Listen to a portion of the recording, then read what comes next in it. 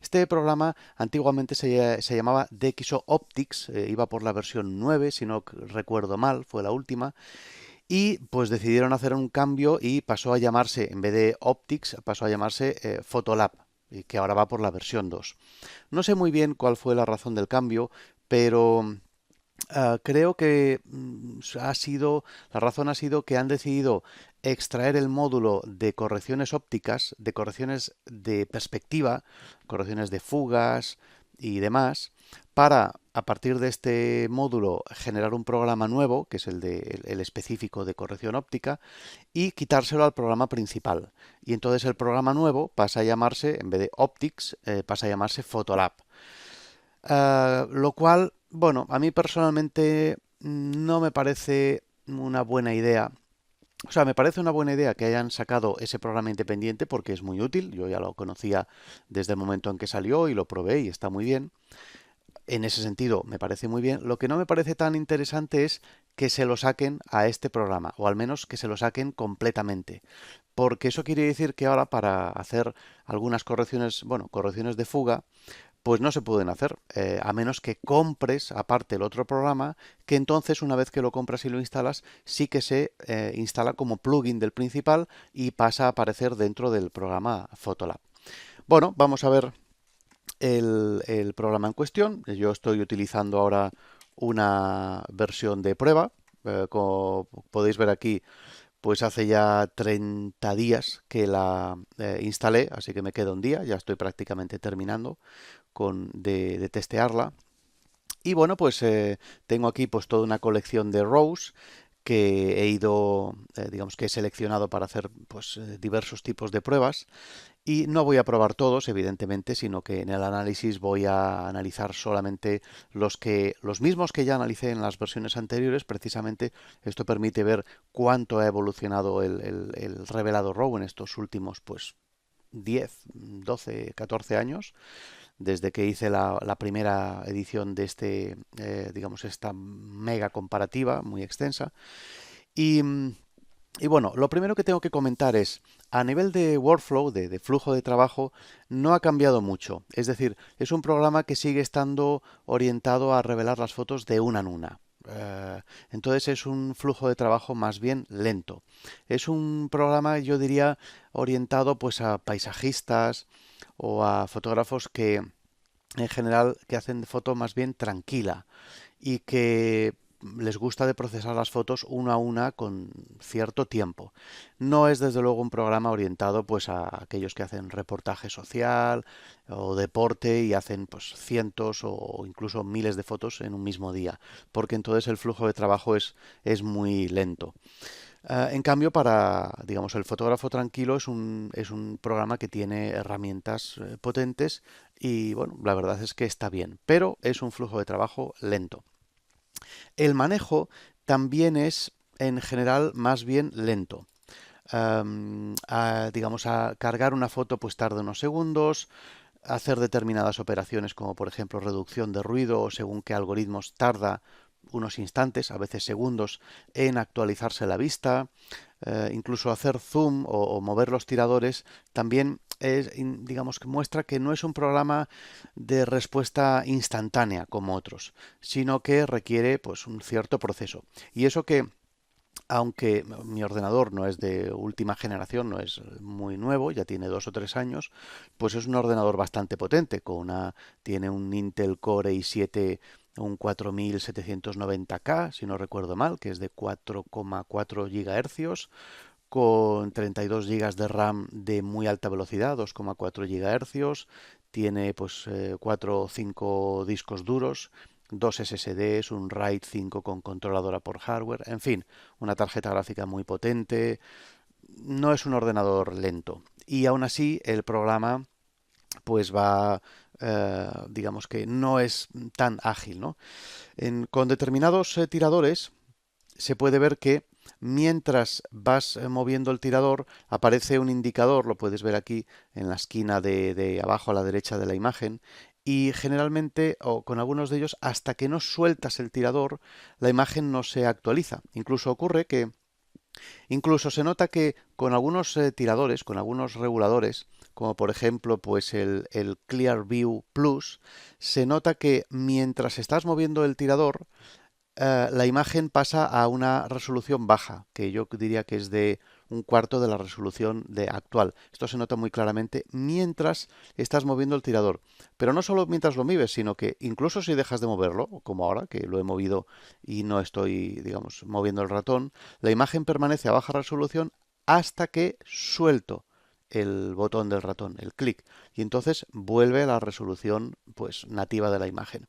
Esto es un detalle que molesta un poco, porque no entiendo, o sea, entiendo que mientras estás moviendo el tirador baje un poco de resolución, pero no que cuando dejes de moverlo no venga la resolución principal. Esto yo creo que se debería de mejorar.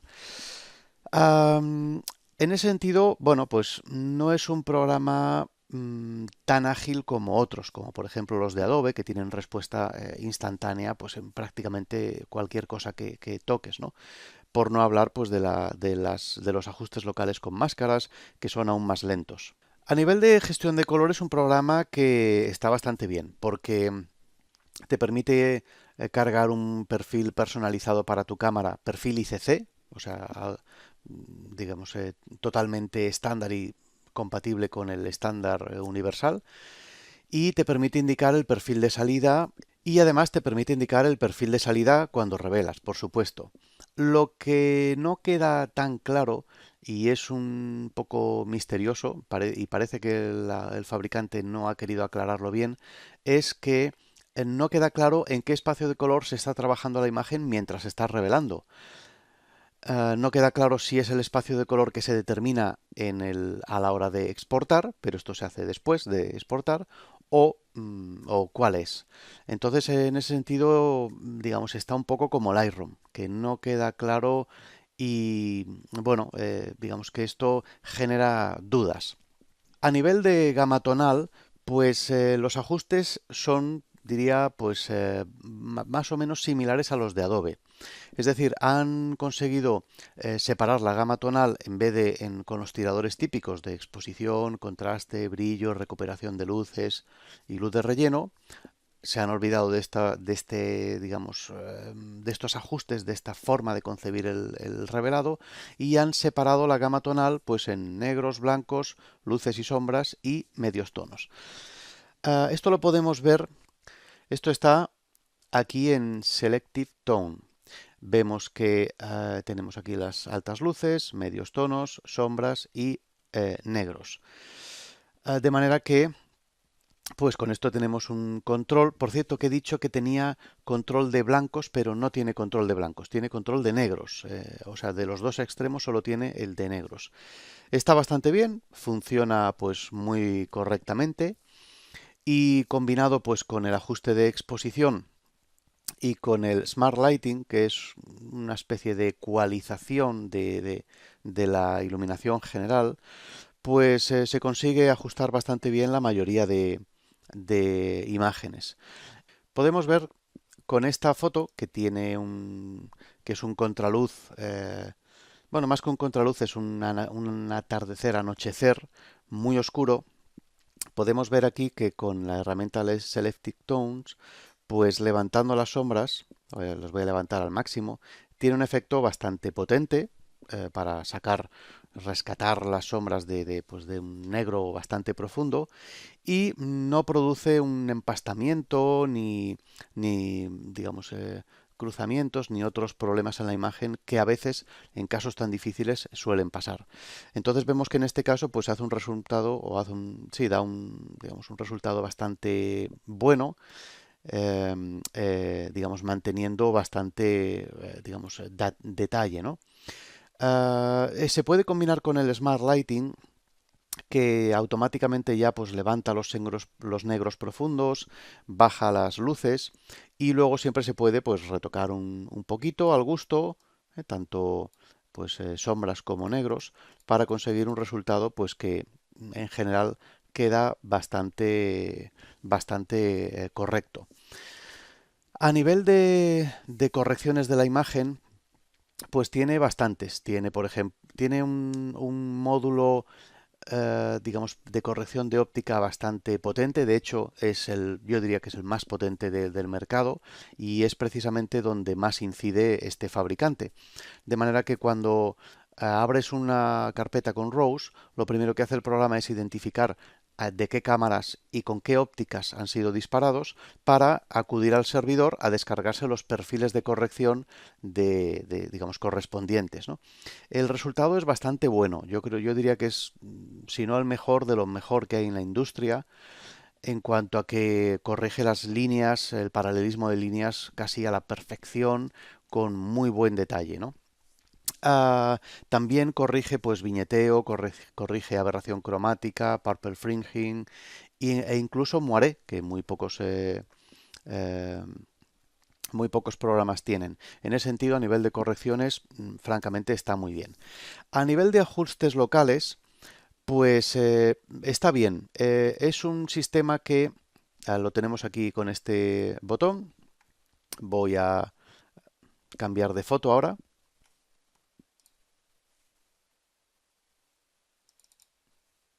Y aquí en esta otra foto, como puedes ver, ya está tardando en cargarse bastante porque tiene ajustes locales. Esta tiene concretamente una máscara rápida que he hecho aquí y otra aquí.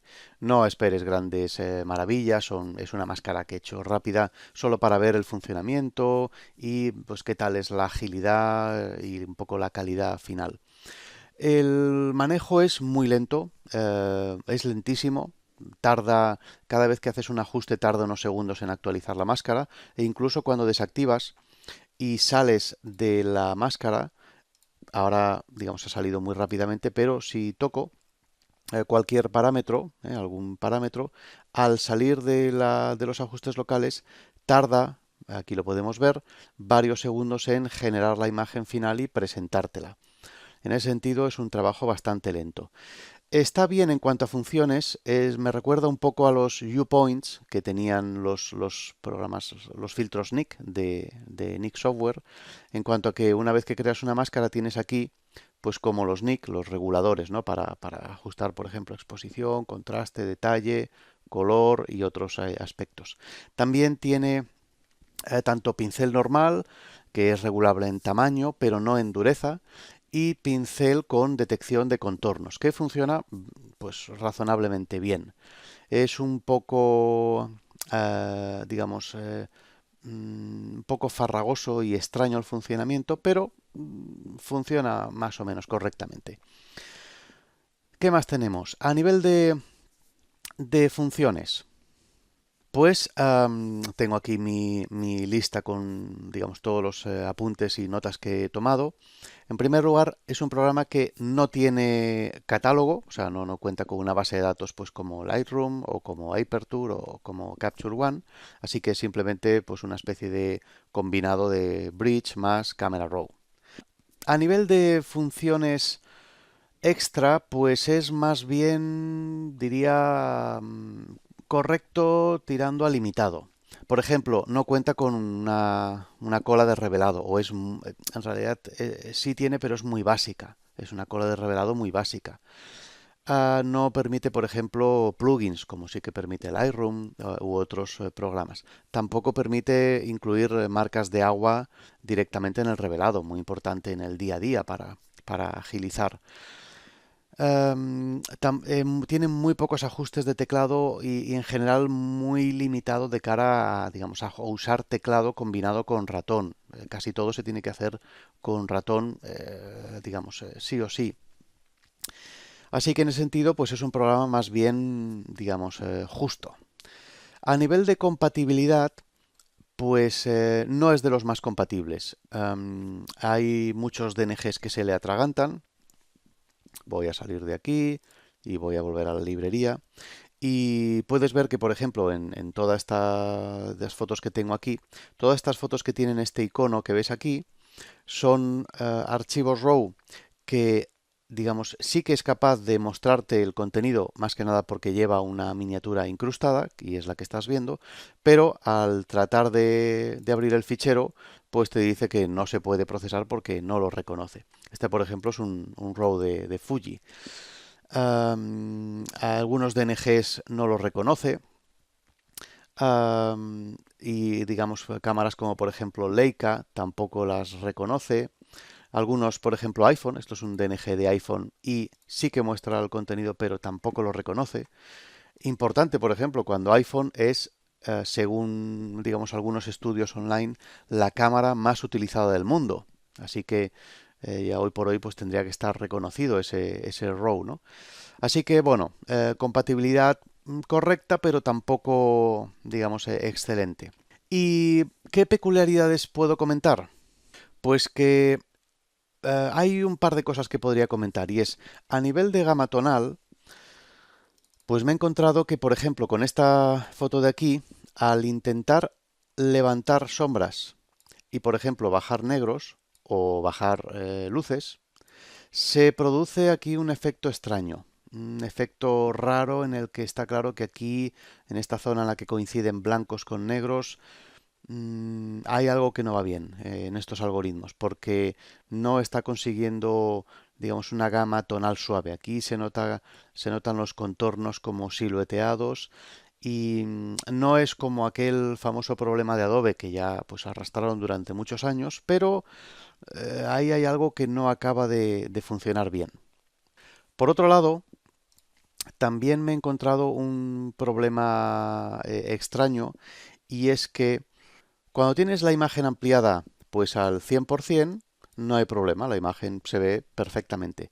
Pero cuando reduces a determinados ajustes de zoom, como por ejemplo al 70, al 60, al 50, 50, bueno, 55, 50, por ejemplo, aquí se ve muy claramente al 70%, hay un problema claro en que la imagen pierde completamente la definición, cosa que curiosamente cuando subo al 80%, entonces ya se ve perfecta, igual que al 90 o al 100 o a más.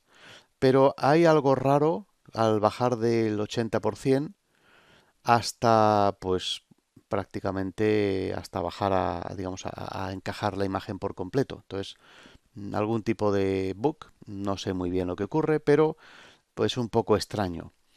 Por otra parte, no le encuentro mucha utilidad a que muestren los grados de zoom pues de 5 en 10%, cuando en realidad lo que le interesa al fotógrafo es ver la imagen al completo o ampliarla al 100% o a más, al 200, 300, 400. Estos pasos intermedios del 50, 60, 80%, la verdad es que no son eh, quizás para lo único que sean útiles es para cuando se hacen ajustes locales con pincel y quieres ampliar una zona en particular. Pero, digamos, salvando esto, pues realmente la utilidad es muy poca y tendría que estar resuelto este problema porque, por ejemplo, precisamente cuando lo vas a utilizar para hacer una máscara, pues necesitas ver con definición el contorno para pasar bien por ahí. Entonces, estos son digamos, las pequeñas pegas que he encontrado. Por último, bueno, comentar que para hacer la corrección de fugas es necesario instalarse el plugin y aquí se puede ver que una vez instalado aparecen estos tres iconos, estos tres botones de aquí, que entonces permiten hacer el ajuste y la corrección. Y entonces sí, cuando lo haces, pues queda muy bien hecha, es muy efectiva, pero encuentro que es una pega que no vengan de serie. Yo creo que en un programa pues, de este tipo y de esta calidad tendrían que venir ya de serie.